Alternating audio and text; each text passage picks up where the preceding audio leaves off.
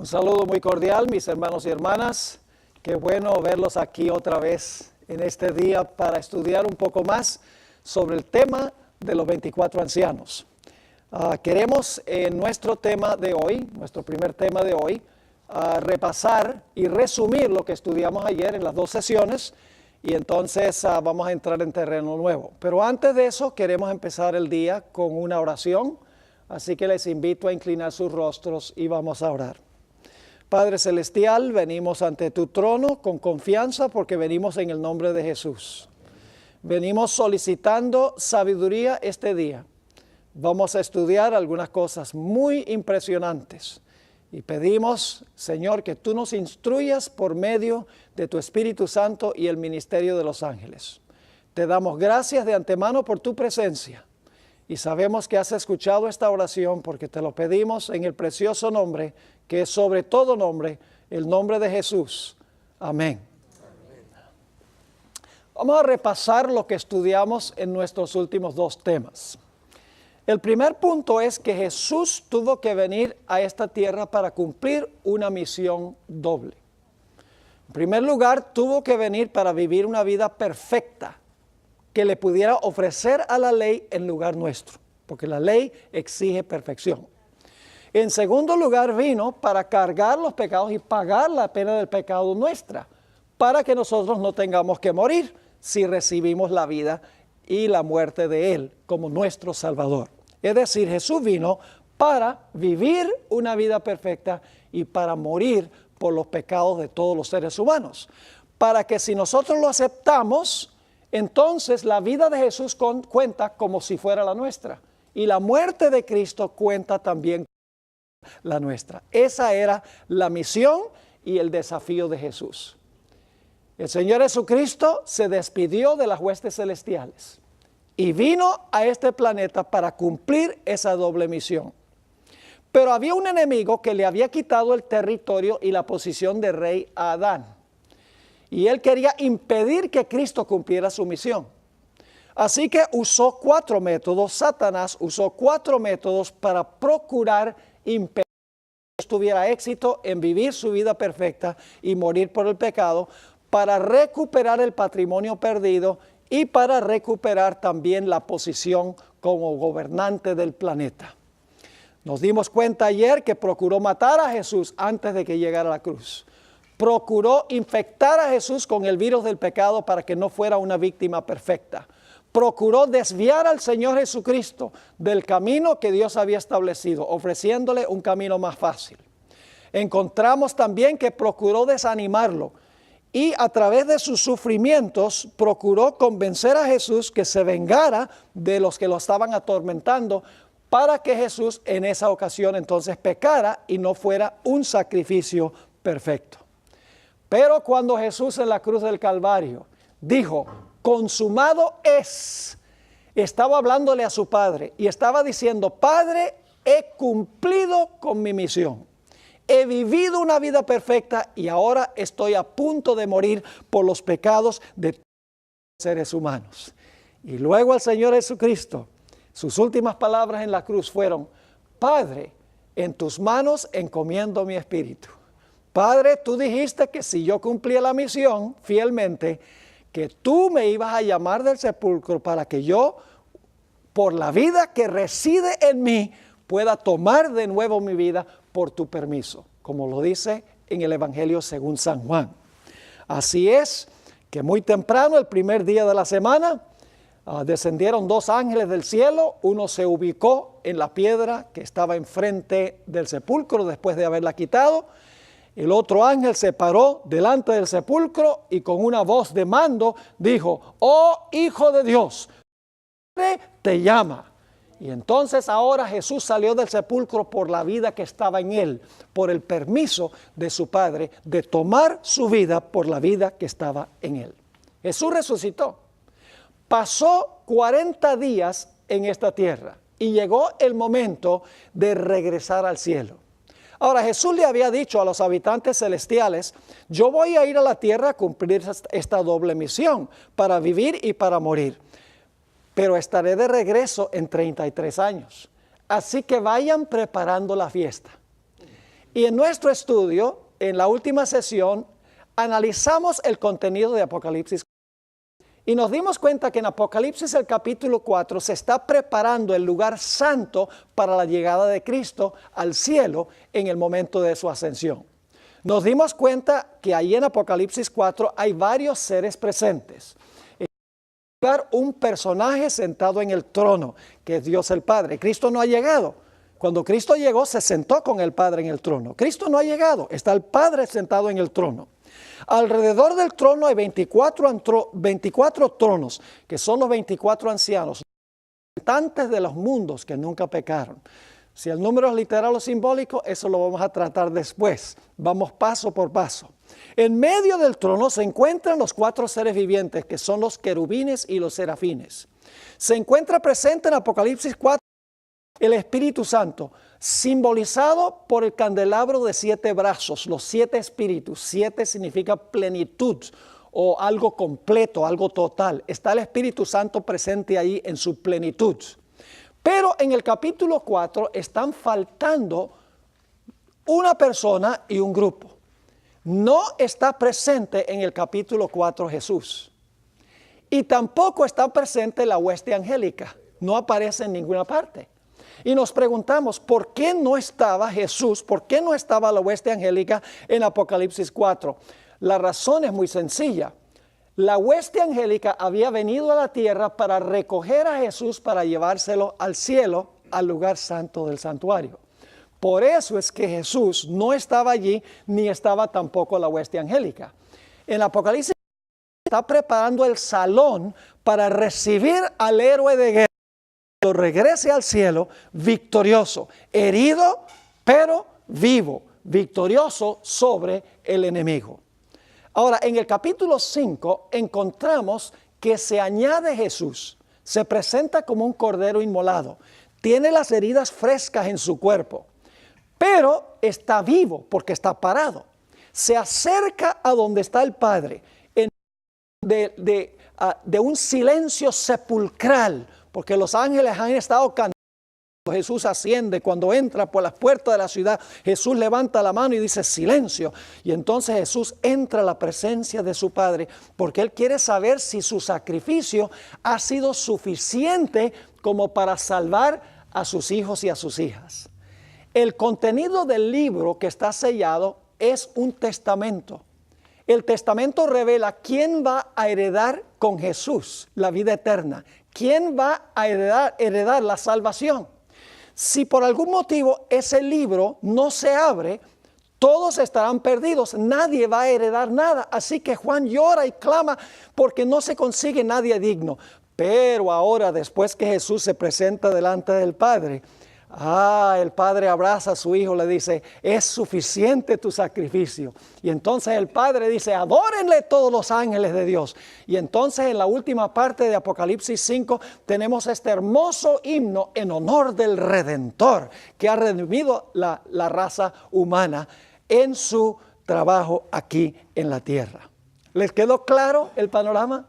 Eso fue lo que estudiamos en nuestro tema de ayer. Ahora vamos al estudio número 3, que encontramos en la página 33, y la pregunta que queremos contestar es, ¿quiénes son los 24 ancianos? Y voy a seguir este material bastante de cerca, así que para que ustedes puedan seguirlo allí en el sílabo que tienen ante ustedes. En años recientes se ha discutido mucho en cuanto a la identidad de los 24 ancianos. El punto de vista tradicional de la Iglesia Adventista es que este grupo se compone de aquellos que resucitaron con Jesús. ¿Recuerdan que hablamos de ese grupo que cuando Cristo resucitó salieron del sepulcro, fueron a la ciudad y testificaron? Esa es la posición tradicional de la mayoría en la iglesia. Según este concepto, cuando Jesús ascendió al cielo 40 días después de su resurrección, se llevó a los 24 ancianos y se los presentó al Padre como primicias de la gran cosecha final cuando Cristo venga en poder y gloria. La pregunta clave ¿es este concepto un concepto correcto? Es decir, ¿concuerda este concepto con toda la evidencia bíblica? Eso es lo que queremos averiguar ahora en nuestro estudio.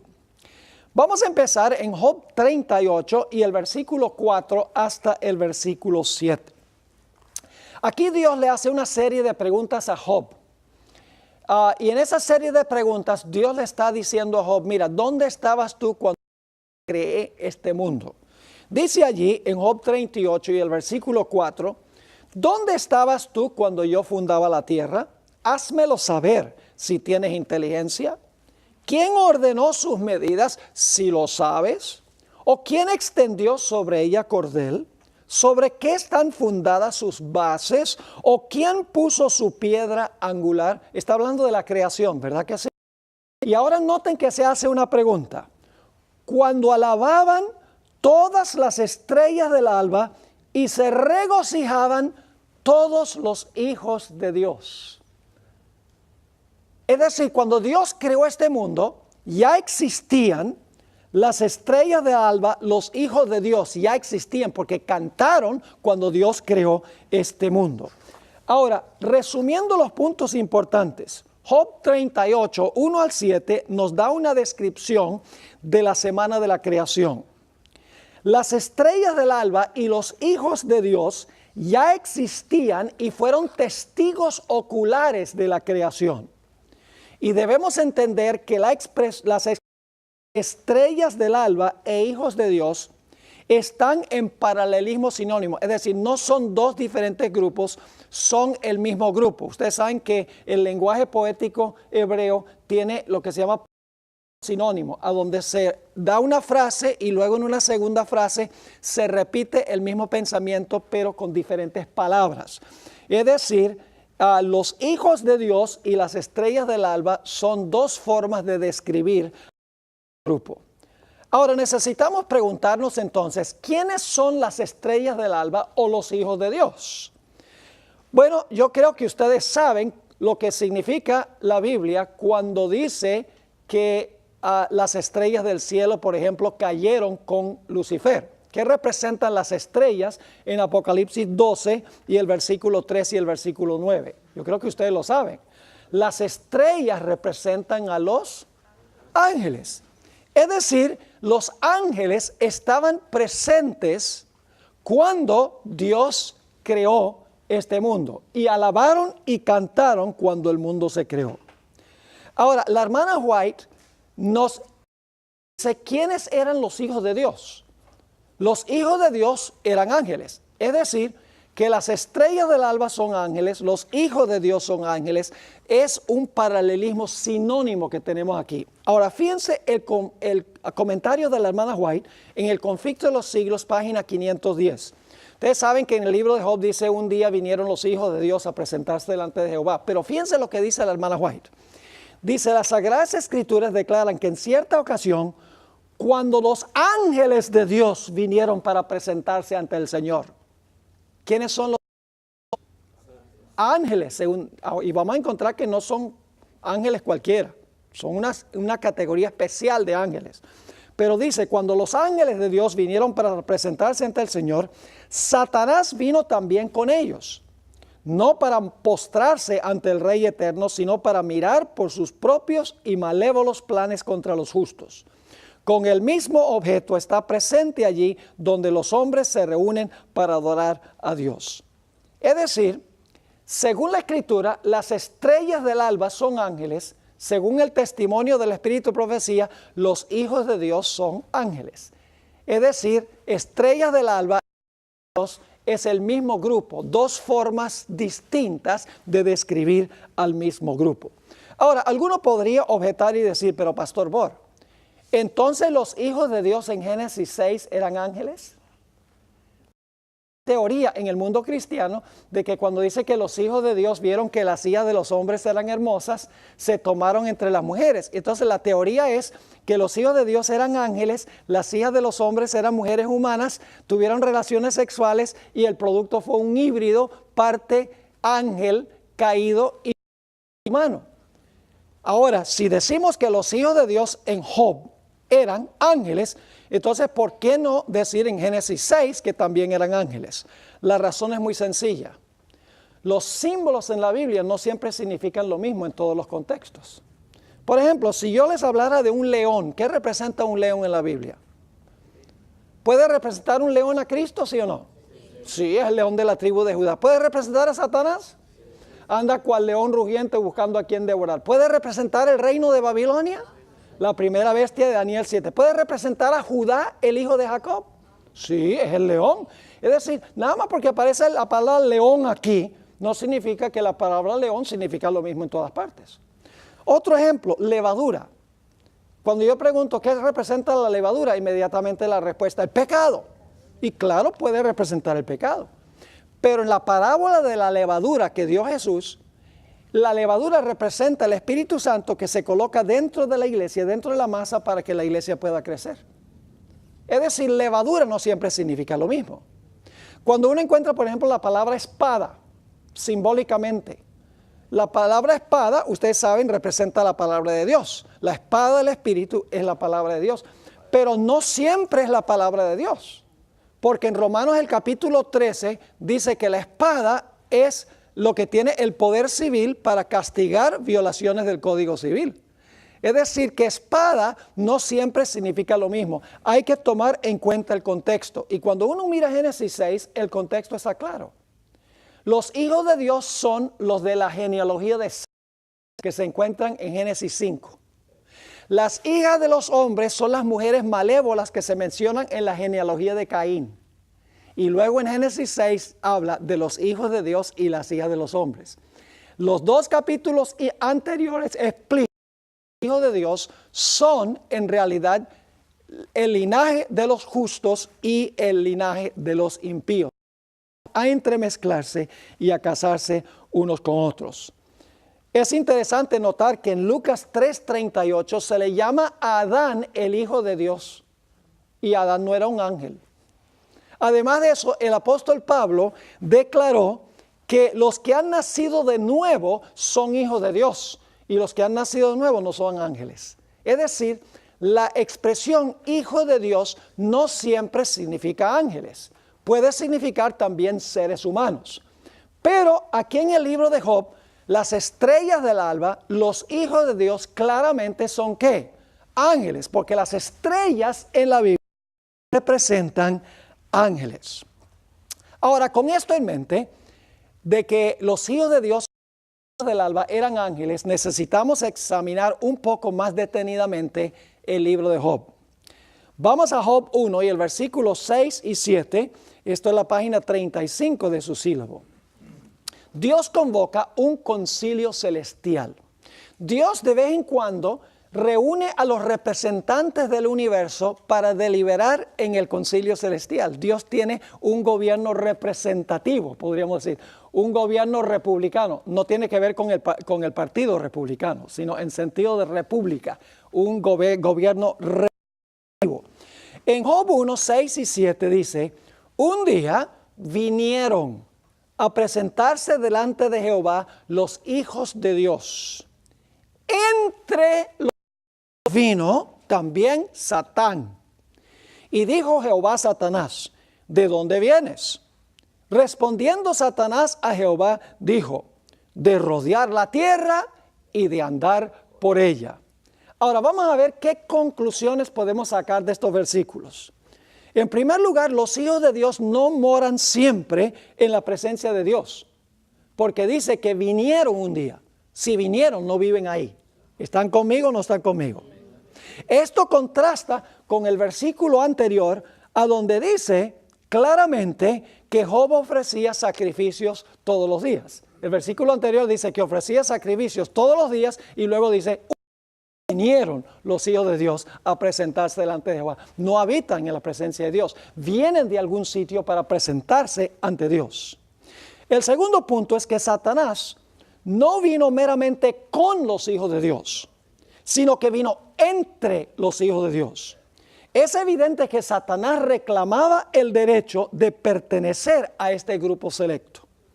¿Y qué le hacía pensar que tenía derecho de venir a esta reunión celestial con este grupo tan selecto? La respuesta es que Satanás le había robado a Adán su posición. Y ahora Satanás decía, yo vengo del planeta. Yo vengo del planeta a donde Adán escogió mi señorío. Vengo de mi territorio. Ahora, el último punto es que Satanás vino representando un planeta, ¿verdad que sí? ¿De dónde entonces habrán venido los otros? Pues si Satanás viene entre ese grupo representando un planeta, no es muy exagerado decir que los otros hijos de Dios deben haber venido también ¿de qué? Representando a otros planetas. Luego se realiza una segunda reunión del concilio celestial. Se encuentra en Job 2, 1 y 2. Aconteció que otro día vinieron. Ahora fíjense, es muy importante eso. Otro día vinieron. Quiere decir que después de la primera reunión se fueron. ¿Sí o no? ¿Ve? Cuando leemos la Biblia hay que leer con cuidado. Hay que reflexionar y pensar. Si vinieron es porque después de la primera reunión se fueron. Aconteció que otro día vinieron los hijos de Dios para presentarse delante de Jehová. Y Satanás vino. Quiere decir que Satanás después de la reunión que hizo, se regresó, vino también entre ellos presentándose delante de Jehová. Y dijo Jehová a Satanás, ¿de dónde vienes? Respondió Satanás a Jehová y dijo, de rodear la tierra y de andar por ella. Es decir, vengo de supervisar mi territorio. Ahora, ¿cuáles puntos podemos deducir de lo que acabamos de leer? Está en la parte de arriba de la página 36. Una vez más se recalca que los hijos de Dios no moran siempre en la presencia de Dios, pues vinieron de nuevo cierto día a presentarse delante de Él. Si vinieron a presentarse de nuevo delante de Jehová, tienen que haberse ido a su lugar de habitación después de la primera reunión. ¿Está claro? Satanás no vino meramente con los hijos de Dios, sino que vino ¿qué? Entre ellos. Es evidente que Satanás reclamaba el derecho de pertenecer a este grupo selecto. ¿Y por qué creía que podía pertenecer a ese grupo selecto? Porque él le había quitado el trono a Adán y le había quitado el territorio. Él dice, ahora yo represento el planeta. Y Dios le respetó eso, pero le dijo, te voy a mandar a Jesús. Y Jesús va a vivir la vida perfecta y él va a morir por todos los pecados y te va a quitar lo que tú le quitaste a Adán. Y por eso Satanás está esperando a Jesús cuando Jesús viene. Finalmente, Satanás vino representando un planeta, la tierra. Entonces la pregunta es, ¿de dónde habrán venido los otros hijos de Dios? Sería muy exagerado sugerir que también representaba otros mundos. Yo creo que no, porque ese es el grupo que viene a presentarse delante de Jehová. Ahora, hay otro episodio muy interesante que encontramos en 2 Crónicas 8 y el versículo 18 al 22. Encontramos aquí que Dios no es un autócrata que toma decisiones unilaterales. Cuando hay decisiones importantes que tomar en cuanto a la administración del universo, Dios reúne a los representantes de todo el universo para deliberar. Dios no tiene que hacerlo. Dios sabe, Dios tiene las soluciones para todo. Pero Dios quiere mostrar que Él respeta la opinión de sus criaturas. Ahora, fíjense este episodio tan interesante. Dice, entonces él, Micaías, porque la historia es que Acab quiere ir a pelear contra los sirios, y entonces él dice, necesitamos consultar a los profetas para ver si en realidad debemos ir a la guerra o no. Y consulta 450 profetas que tiene y todos, claro, son pagos por él. Dice, sí, ve a la guerra que tú vas a ganar. Y entonces Josafat dice, pero tú no tienes aquí un profeta que sea de Jehová, porque él sabía que los 450 eran falsos profetas. ¿No tienes uno de Jehová? Y dice acá, bueno, sí tengo uno, pero lo tengo ahí en el calabozo, porque no hace sino profetizarme cosas malas. Y entonces dice Josafat, ese es el profeta verdadero, tráiganlo. Y ahora viene Micaías, el nombre del profeta es Micaías, y Acab le dice, mira, ¿debemos ir a la guerra, sí o no? Y lo dice con un tono amenazante. Y quiero que noten lo que sigue. Entonces Micaías dijo, oíd pues palabra de Jehová. Yo he visto a Jehová sentado en su trono, y todo el ejército de los cielos estaba a su mano derecha y a su izquierda.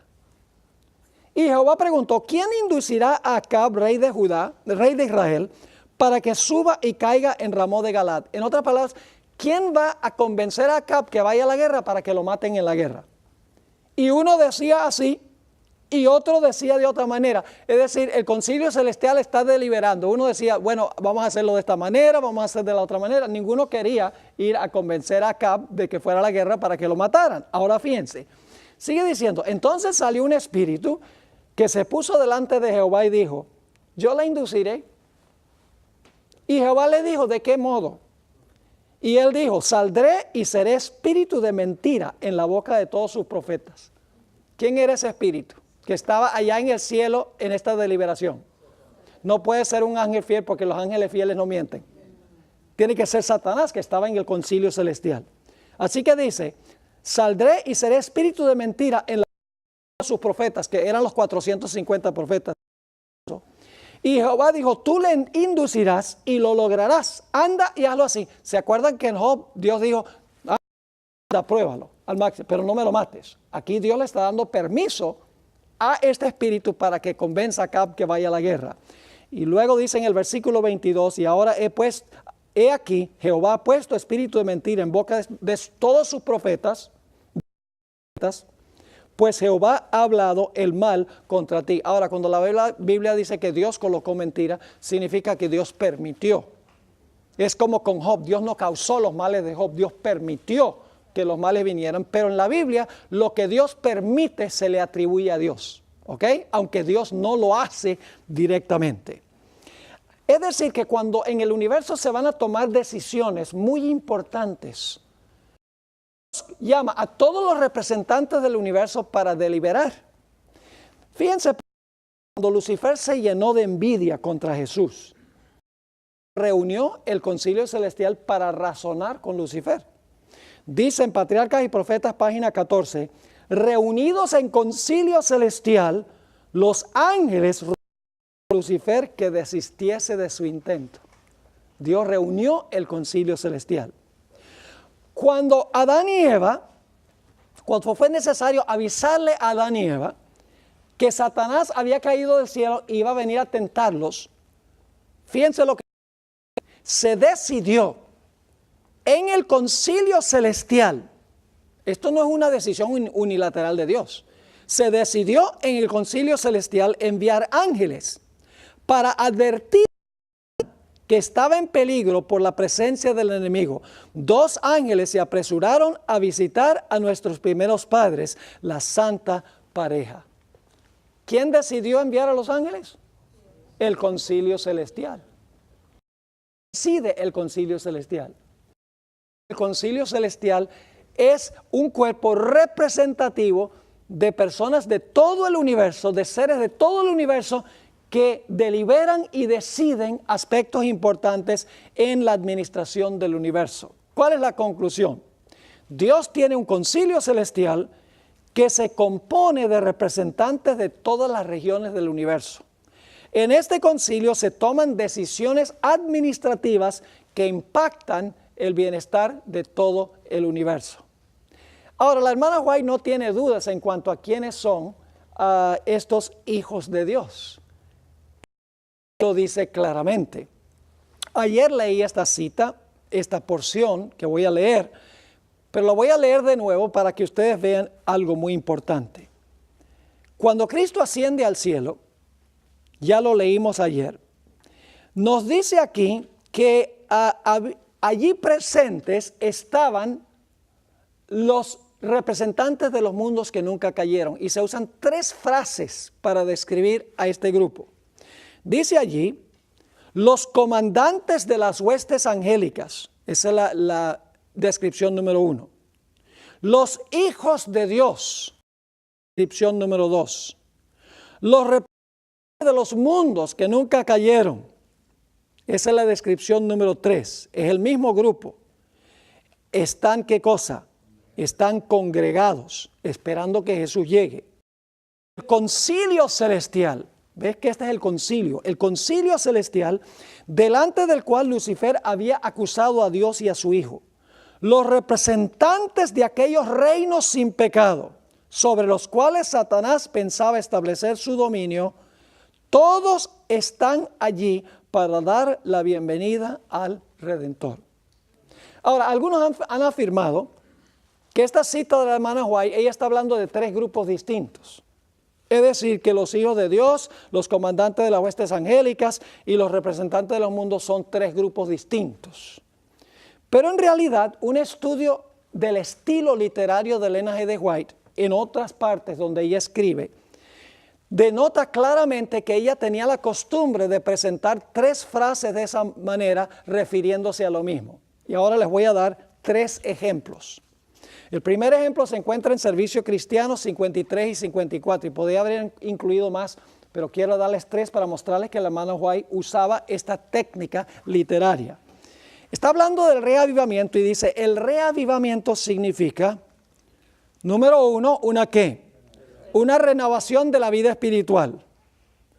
Una, segunda frase, vivificación de los poderes de la mente y el corazón. Y tres, una resurrección de la muerte espiritual. Yo pregunto, ¿esas tres frases son paralelas? Significa, fíjense, renovación, vivificación, resurrección. Tres formas de describir lo mismo, no son tres cosas distintas. Resulta obvio que las tres palabras renovación, vivificación y resurrección son sinónimas, cada una explicando a la otra. Aquí hay un segundo ejemplo. Mensajes Selectos, tomo 3, página 448. La hermana White está hablando de la unión del mundo finalmente contra el remanente de Dios. Dice, habrá un vínculo de, número uno, unión universal. Número dos, una gran armonía. Número tres, una confederación de fuerzas de Satanás. ¿Esas tres frases significan lo mismo? ¿Son paralelas? Claro. Una unión, una gran armonía, una confederación. Tres formas de describir lo mismo. Un tercer ejemplo. La hermana White explica que en Cristo está la vida original, no prestada, no derivada. Nuevamente, las tres frases se explican una a la otra, se refieren a lo mismo.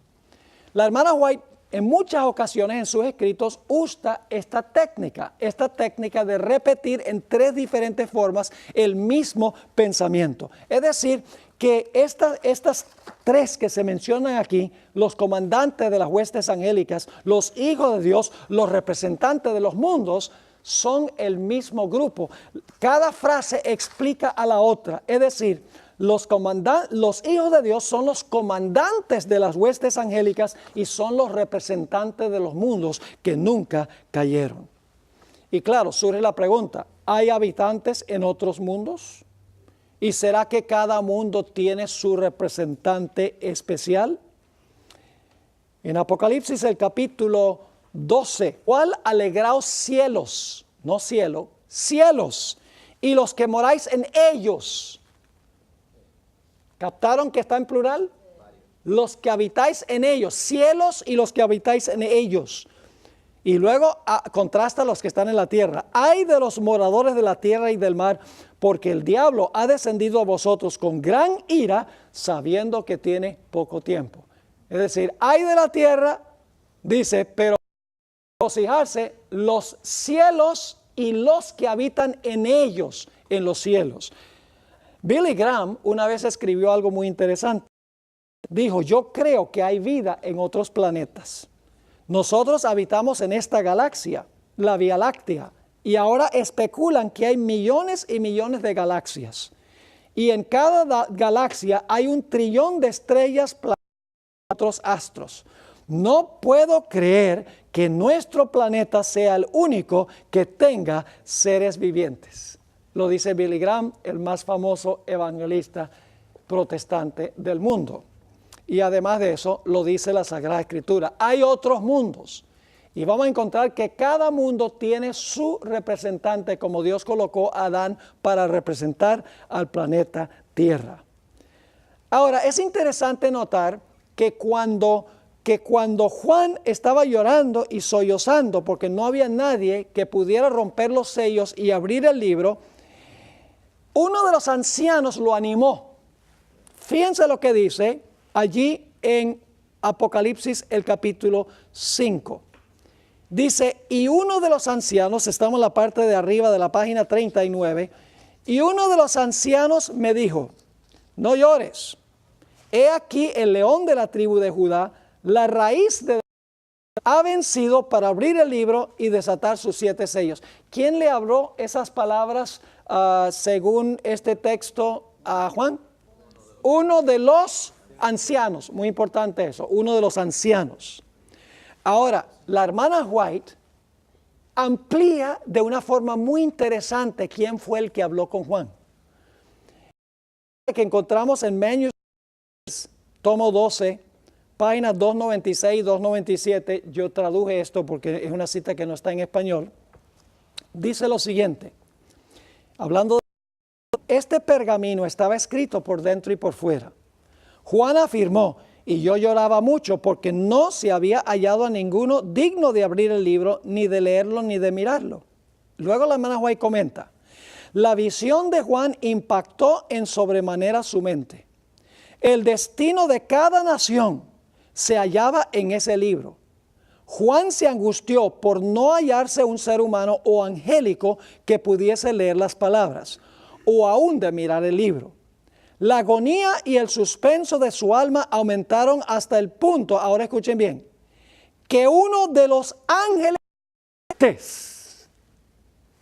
interesante, no cualquier ángel, uno de los ángeles fuertes se compadeció de él y colocándole la mano encima le dijo con certeza, no llores.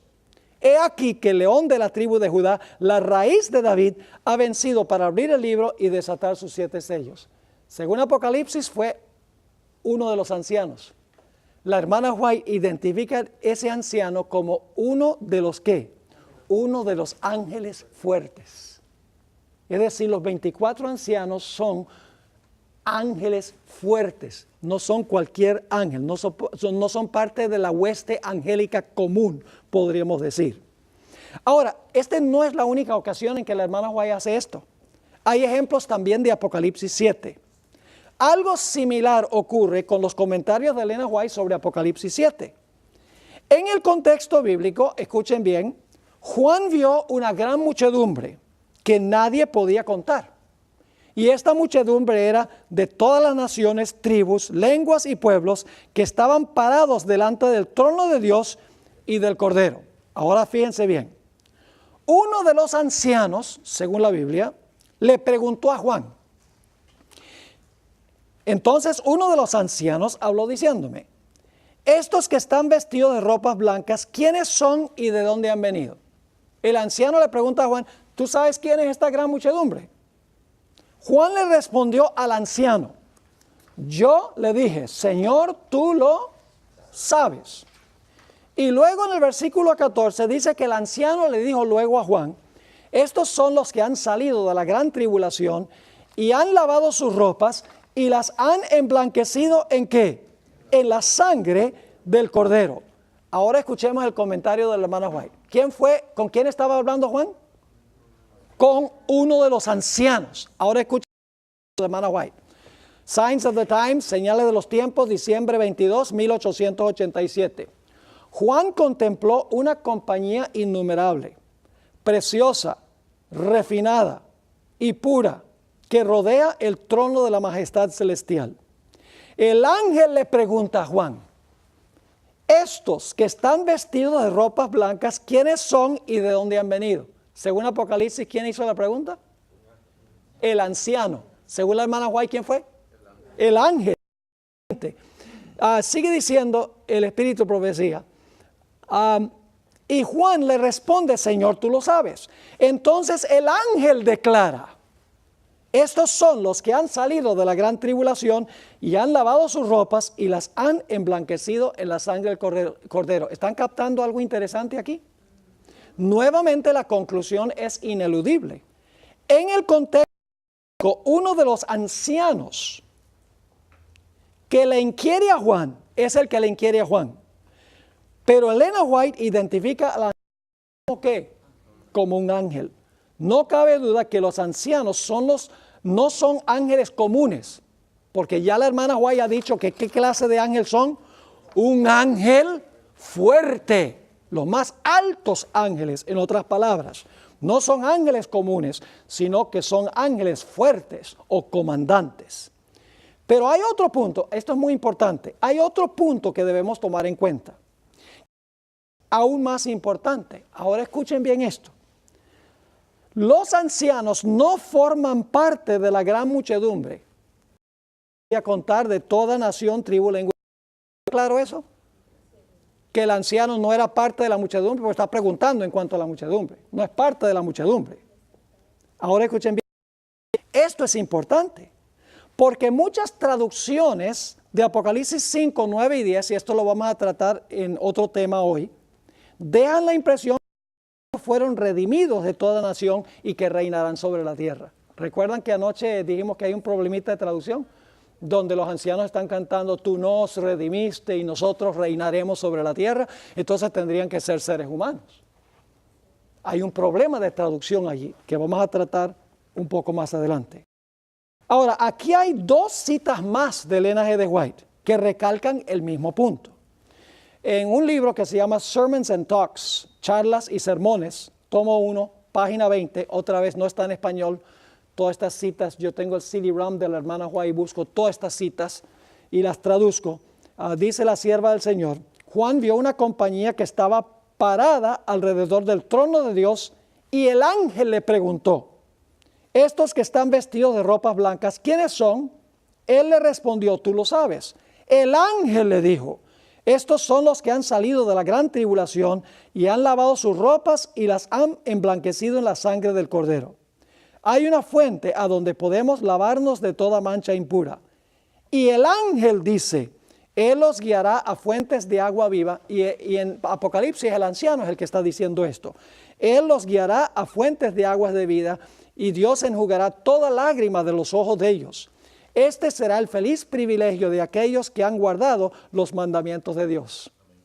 En la revista Señales de los Tiempos, noviembre 22, 1905, la sierva de Dios repite el mismo pensamiento. Al ver Juan la multitud que se hallaba parada alrededor del trono de Dios, se oyó la pregunta, estos que están vestidos de ropas blancas, ¿quiénes son y de dónde han venido?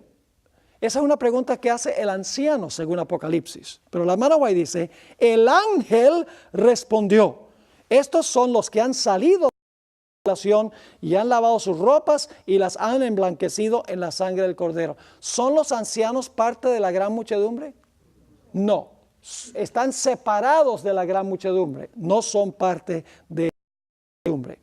Ahora, lo interesante es que en Apocalipsis 5:8 dice que los 24 ancianos y los 4 seres vivientes presentan las oraciones del pueblo de Dios ante el trono de Dios. Es interesante en Apocalipsis.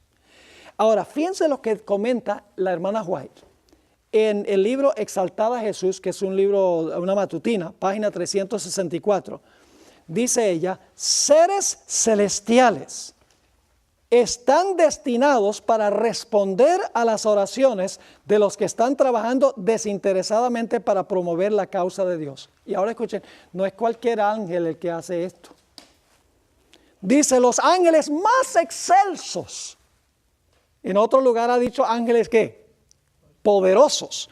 Dice, los ángeles más excelsos de las cortes celestiales están designados para que tengan eficacia las oraciones que ascienden a Dios para el adelanto de la causa del Señor.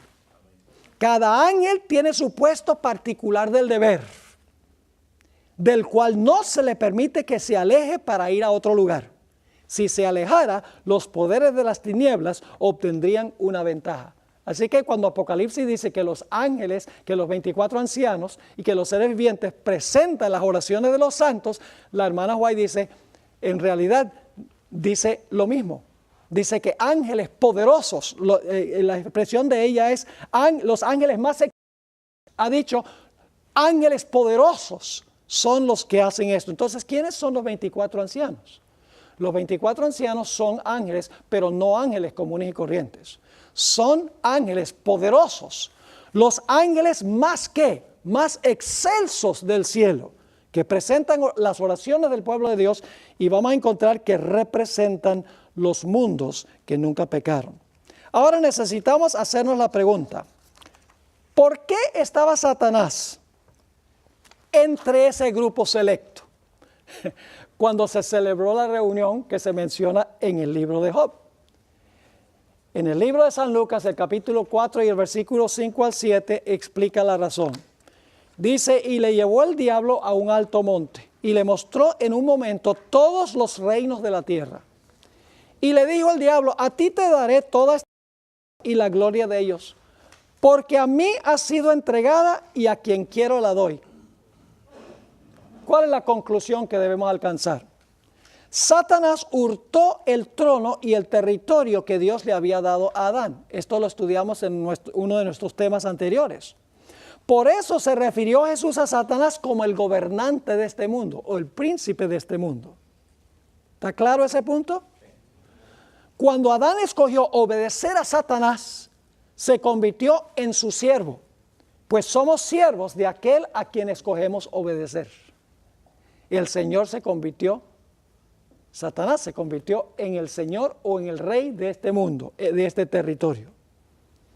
Ahora surge la pregunta, ¿por qué colocó Dios a Adán originalmente sobre el trono para representar a este planeta ante el concilio celestial? ¿Por qué no fue colocado uno de los ángeles más elevados o fuertes como ocurrió con otros mundos? ¿Están entendiendo la pregunta? ¿Por qué en este mundo Dios colocó a un individuo de aquí para representar al mundo, mientras que todos los otros mundos Dios ha asignado un ángel de los más excelsos, de los más poderosos? Ahora vamos a ver la razón.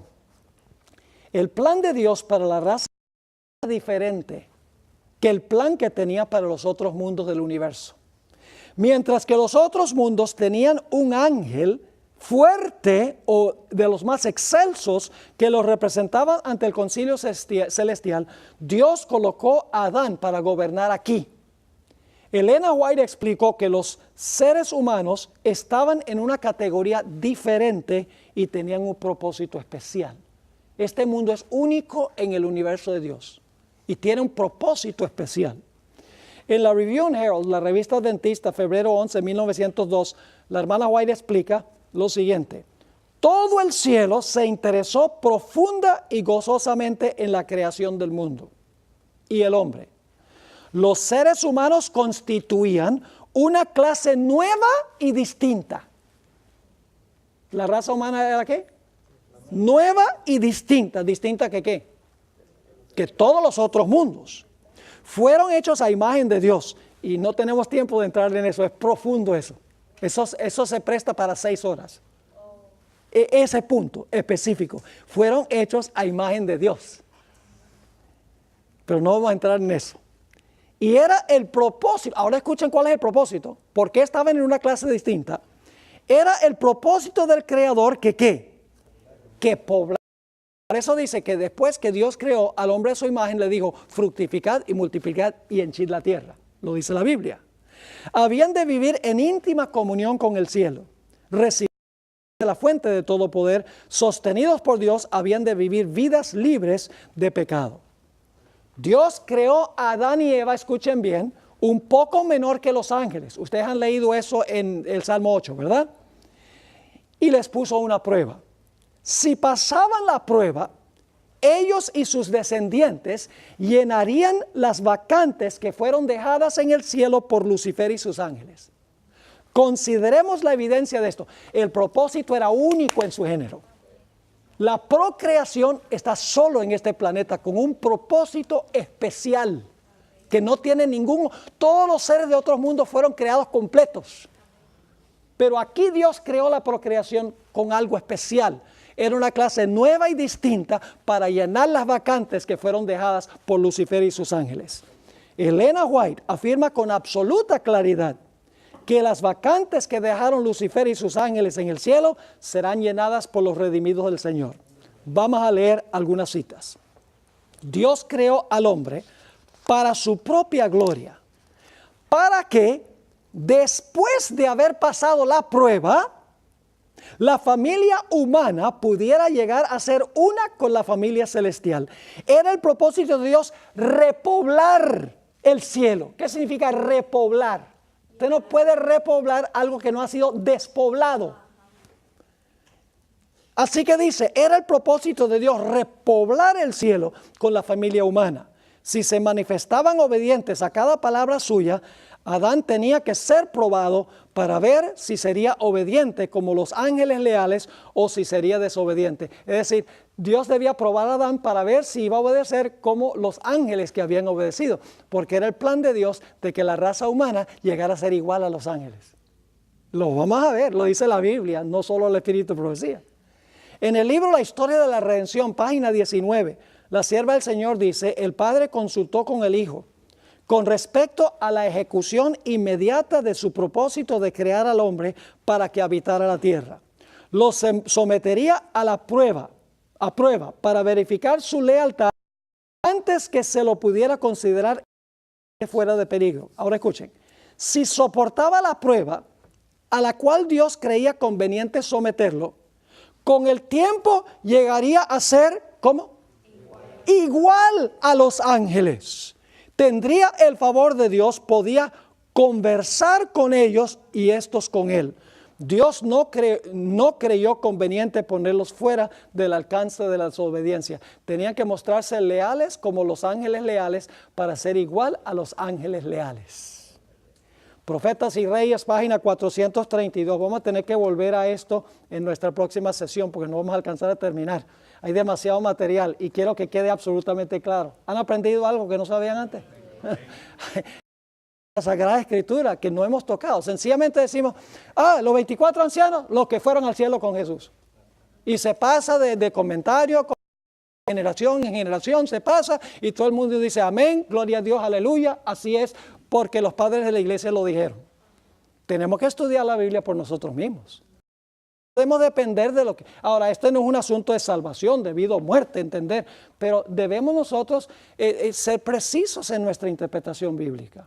Y hay lecciones muy importantes para aprender de todo esto. Dios es un Dios que delega, Dios es un Dios que delibera, respeta la opinión de sus criaturas. La forma que Él administra el universo es la forma como nosotros debemos administrar la iglesia. Hay grandes lecciones en cuanto a Dios. Una cita más. Encontramos en Profetas y Reyes, página 432. Satanás tiene un conocimiento exacto de los pecados que por sus tentaciones ha hecho cometer a los hijos de Dios e insiste en sus acusaciones contra ellos.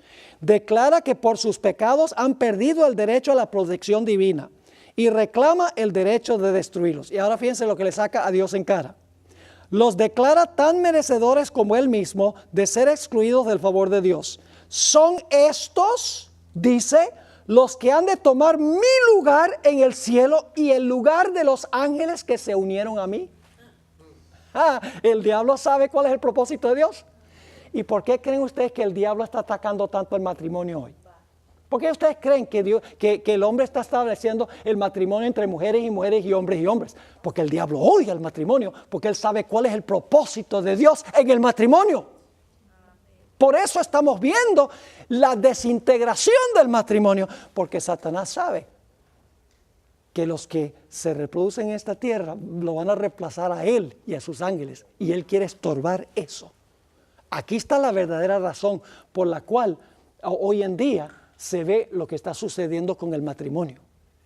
Ahora, fíjense, no voy a leer el resto de esa cita, voy a leer una cita más, donde la hermana White dice explícitamente cuál es el plan de Dios. Reflejemos a Jesús, página 339. Dice, quienes caminan como Cristo caminó, y son pacientes, amables, bondadosos, humildes y son quienes ayudan a Cristo a llevar sus cargas, los que se preocupan por las almas como Él se preocupó, estos entrarán en el gozo de su Señor. Estos son los que junto a Cristo verán las aflicciones de su alma y serán satisfechos. Ahora escuchen bien, finalmente el cielo triunfará, pues las vacantes dejadas por la caída de Satanás y sus ángeles en el cielo serán ocupados por los redimidos del Señor. Si no lo entendieron antes, ahí está clarito, en blanco y negro. Pero hay muchas citas de la hermana White. ¿Están entendiendo un poco mejor este asunto? Ahora, ustedes están preguntando, pero pastor, ¿dónde dice la Biblia tal cosa? Esa es una creación de Elena G. de White. Ese es un invento del espíritu de profecía, pero eso no está en la Biblia, ciertamente. ¿Ustedes creen que está en la Biblia? Permítame decir algo en cuanto al espíritu de profecía. La hermana White tenía solo 2 años y medio de educación primaria. 2 años y medio. Y uno lee sus escritos y dice, ¿cómo una persona que tenía 2 años y medio de educación primaria puede tener una profundidad teológica tan grande? Yo les digo algo, yo he leído todas las críticas que se hacen contra la hermana White, todos los puntos que la gente levanta contra la hermana White los he leído 1000 veces y todos han sido contestados por el Centro de Investigación White. No hay ningún argumento que no haya sido contestado. Pero cualquier persona ingenua que viene a esos puestos que encuentra uno en el internet, enseguida dice, mire, la hermana White dijo esto y no se cumplió y dijo aquello y empiezan a criticar. La mejor forma de saber si ella fue inspirada es leerla uno mismo y ver cómo ella armoniza con la Sagrada Escritura. Porque yo me maravillo cada día más, yo les digo, yo me maravillo más al leer el Espíritu de Profecía y encontrar la armonía perfecta entre el Espíritu de Profecía y la Biblia.